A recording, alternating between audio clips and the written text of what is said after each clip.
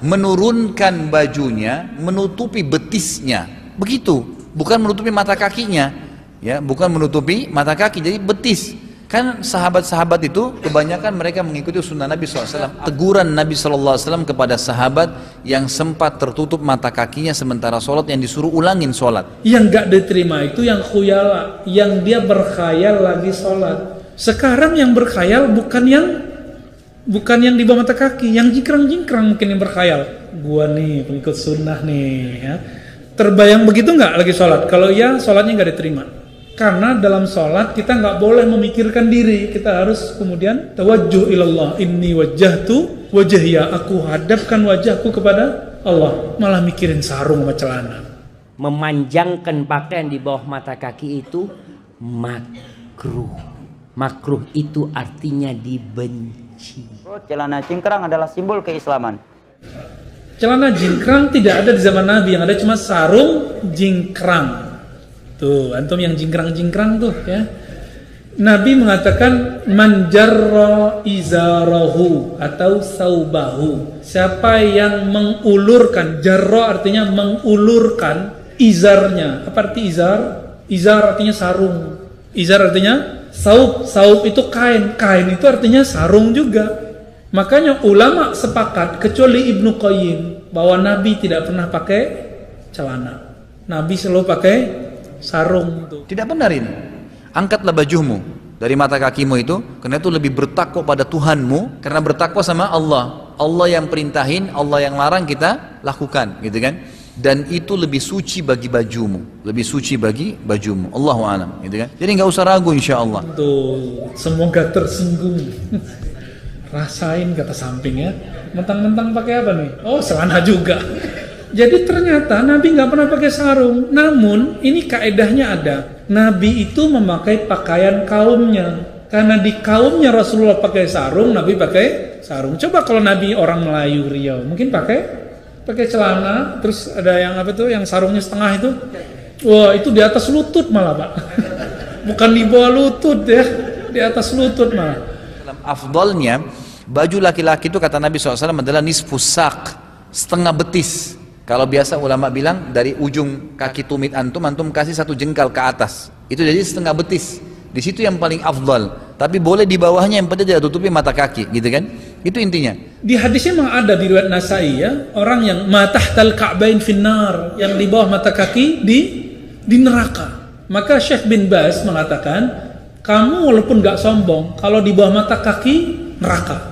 Tapi pendapat itu dibantah oleh ulama Yaman, ulama Azhar, ulama Suriah. Guru-guru kita rata-rata ya jingkrang, ada yang jingkrang, ada yang tidak. Bahkan Syekh Sudais itu coba lihat di Mekah. Kurang salafi apa beliau? Ya, Syuraim dan beberapa masyayikh, kadang mereka manjang, kadang enggak.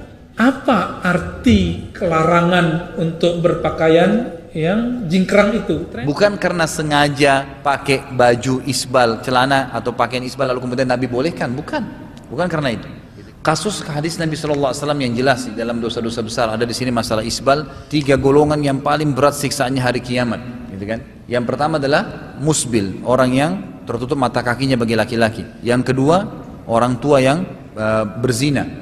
Kemudian riwayat ini mengatakan raja yang pembohong. Kemudian yang ketiga adalah pedagang yang bersumpah palsu untuk melakukan dagangannya, bersumpah bohong atas nama Allah. Intinya adalah orang isbal di sini mutlak, semua dikenain hukum. Saya sudah jelaskan berkali-kali ya. Nabi SAW dalam Kitabul Libas, bab pakaian di Sahih Bukhari, hadis pertama Imam Bukhari meriwayatkan dari Abu Bakrah radhiyallahu taala anhu. Beliau keluar dari rumahnya, yajurru saubahu, sarungnya di bawah mata kaki. Saat itu terjadi kusuf, matahari gerhana, lalu beliau langsung sholat dan sarungnya di bawah mata kaki. Diterima nggak sholatnya? Terima nggak? Serius? Kata Ustadz antum nggak diterima. Yang nggak diterima itu yang khuyala, yang dia berkhayal lagi sholat.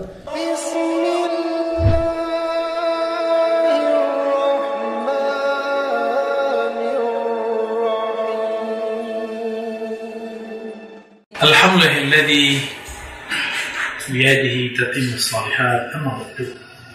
Allahumma shalli ala sayyidil wujud Sayyidina Ahmad, Sayyidina Muhammad, wa ala alihi wal mahdi khalifatihi wasallam. Sahabat-sahabat maka Allah, kita sekarang dihadapi kepada masa memahami sunnah, tapi ada yang memahaminya dengan nafsunya, ada yang memahaminya sesuai dengan kaidah-kaidah para ulama. Sekarang ada tren bercelana jingkrang.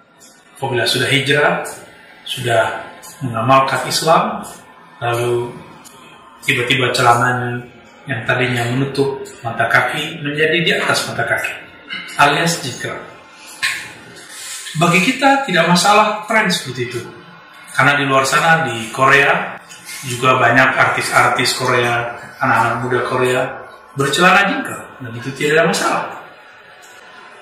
Bahkan dulu jawara-jawara di kampung saya, di Sumatera, bahkan di kampung-kampung Betawi, di kampung-kampung Banten, di Jawa, semuanya bercelana jingkrang. Saya ketika dulu latihan silat, itu celana saya juga jingkrang. Dan kita biasa dengan gaya-gaya begitu. Tapi kita kemudian kaget beberapa waktu ini, orang-orang mengatakan, inilah yang sunnah. Maka disitulah kita boleh bertanya, manakah dalilnya bahwa Nabi bercelana jingkrang? Tidak jingkrang, finnar, masuk neraka. Karena ada sebuah hadis, dalam hadis yang sahih, matahtal ka'bain finnar. Hadisnya sahih, pemahamannya tidak sahih. Yang di bawah mata kaki masuk neraka. Padahal hadis-hadis ini ada asbabnya, ada asbab berurutnya, ada illatnya, ada motivasinya. Coba pelan-pelan kita lihat hadis Sahih Bukhari dan Muslim. Jika teman-teman keberatan menyampaikan dalilnya, biarlah saya yang berikan dalilnya. Dalam hadis Imam Bukhari, kita boleh bahas hadis pertama dan kedua. Pertama dari Abu Bakrah, kedua dari Abu Bakar. Abu Bakrah meriwayatkan bahwa Nabi keluar dari rumah beliau, sarungnya yajurru saubah. Sarungnya dibiarkan menutupi kakinya, mata kakinya. Lalu beliau masuk masjid dan sholat tiba-tiba diikuti para sahabat. Terjadilah sholat jamaah, sholat kusuf, gerhana matahari. Ulama kita berbeda pendapat mengenai matahari apakah kusuf atau khusuf. Bagi ahli hadis semuanya dianggap sama. Hadis ini kemudian menunjukkan bahwa Nabi sholat, sarungnya di bawah mata kaki. Nabi pakai sarung. Di hadis kedua, Nabi pun mengatakan hal yang sama. Dari Ibnu Umar, dihadiri oleh Abu Bakar, Allah SWT tidak memandang kepada orang yang yajurru sabahu khuyala, yang memanjangkan sarungnya, kainnya di bawah mata kaki karena khuyala, karena dia memandang dirinya lebih baik dari orang lain, asbab pakaiannya. Ini yang disebut khuyala. Khuyala itu merasa lebih mulia, merasa lebih keren dalam bab zahir, yaitu pakaian. Kalau kibria, merasa batinnya lebih mulia dari orang. Ini dua hal yang berbeda.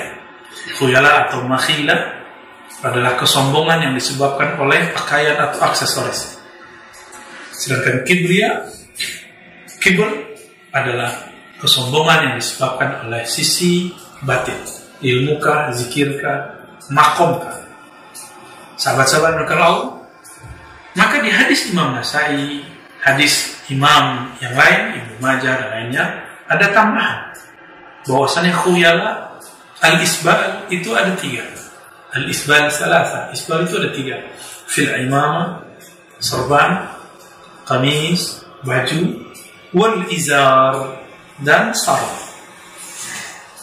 Ternyata di zaman itu tidak ada tren menggunakan celana. Trennya dulu adalah semua orang bersarung. Bahkan Nabi perang pun menggunakan sarung yang khusus. Itulah sebutan salah satu dari nama Rasulullah. Dalam kitab-kitab salawat kita menemukan salah satu ismun min asma'ihi laqabun min alqabihi sahibul izar. Nabi yang biasa menggunakan izar. Silakan lihat Syama'il Nabawi, Syama'il Nabi yang ditulis oleh Imam Tirmizi, murid Imam Bukhari. Begitu juga kita boleh bahas Sahih Bukhari dan kitab lainnya. Semuanya menyebutkan bahwa Nabi menggunakan sarung. Tidak pernah disebutkan Nabi menggunakan celana. Maka yang benar itu sarung jingkrang, bukan celana jingkrang. Jadi kalau kita hendak mau berbangga atau mau mengatakan inilah yang benar, mau hijrah, hijrah yang kamil, hijrah yang sempurna, hijrah yang kafah, mari bersarung, bukan bercelana jingkrang.